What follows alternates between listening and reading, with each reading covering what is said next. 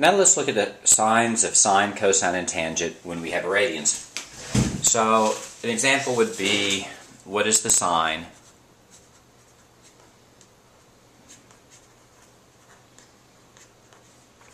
of, let's say, tangent 5 pi over 8? Well, there's really two steps here. Right? First step is to determine the quadrant of theta.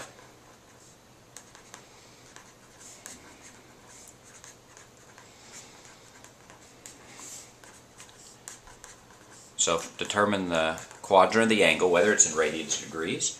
And the second thing is simply determine whether the trig function is positive or negative in that quadrant.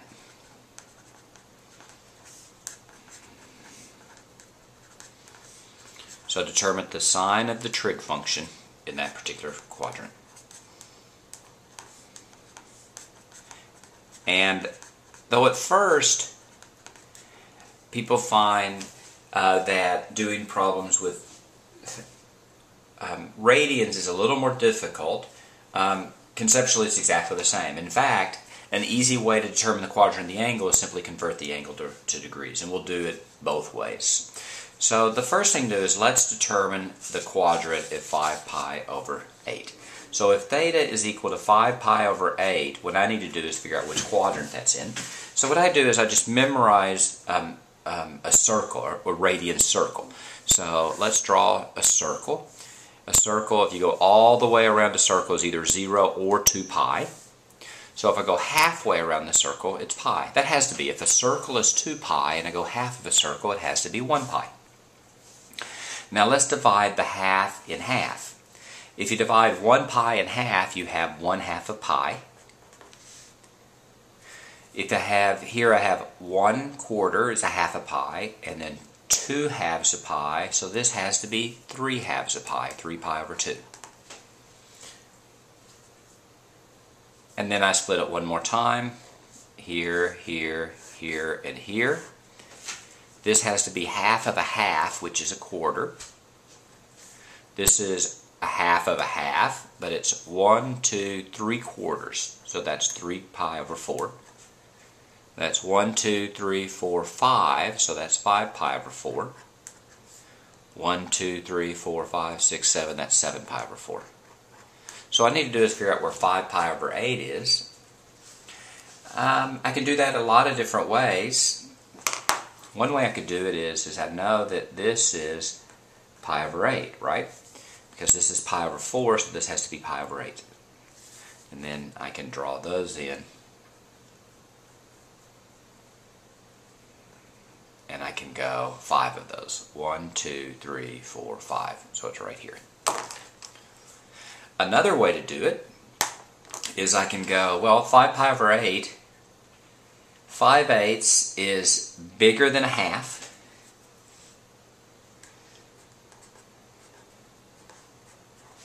But it's less than 1.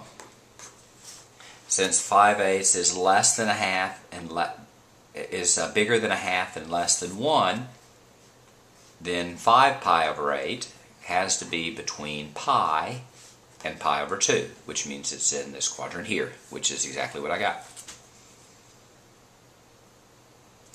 A third way to do it is convert it to degrees, and we'll do that problem in just a second.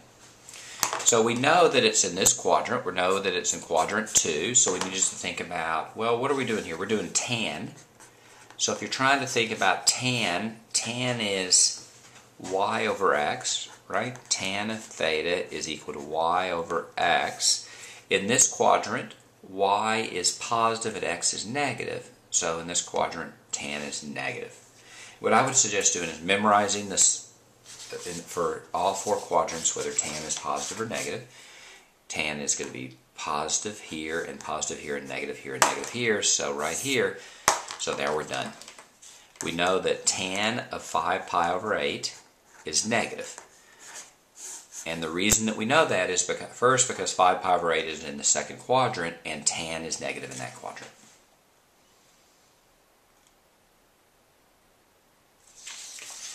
An alternative way to do it is to convert it to degrees.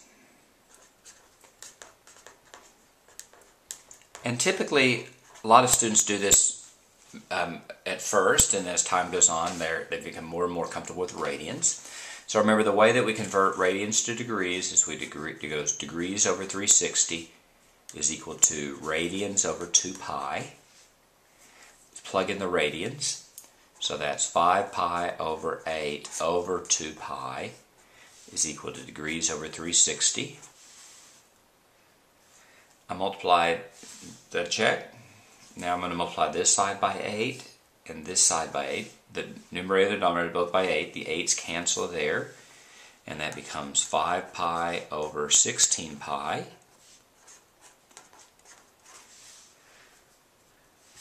The pi's cancel. And I get d over 360 is equal to 5/16. Now when you're doing degrees, decimals are fine. So I'm just going to multiply both sides by 360, and I get 5/16 times 360. I'm just going to do that on my calculator. So I'm going to go parentheses, 5 divided by 16 parentheses times 360, and I get 112.5. Then I draw what quadrant that's in. That's going to be in the second quadrant. And then I remember that tan in this quadrant is negative. Since tan of 112.5 is negative, then tan 5 pi over 8 has to be negative as well. And no one's ever going to care if you convert it to degrees, especially if you never tell them. Let's do another problem. One thing that I like to do is I like to, in addition to memorizing this graph, 0, 2 pi, pi, pi over 2, 3 pi over 2, half of a half is a quarter, so that's pi over 4, 3 pi over 4, 5 pi over 4, and 7 pi over 4. I also like to remember that pi over 3 is 60 degrees and pi over 6 is 30 degrees.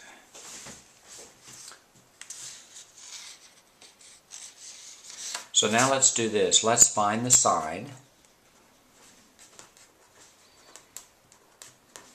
of, let's do cosine of 7 pi over 3.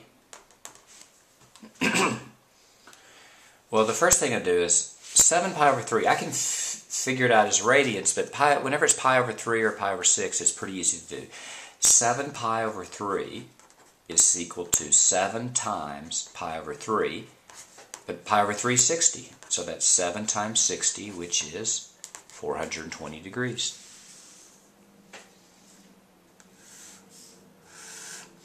This is 0, 360. This is 90, so that would be 450, right? All the way around is 360 plus 90 is 450, so it's a little bit less. So it's going to be here in the first quadrant. It's going to be about there.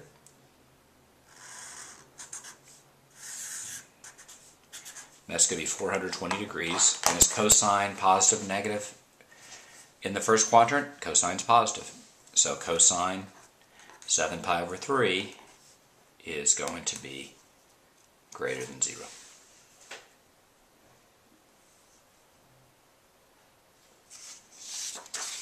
Let's do one more. Let's find the sine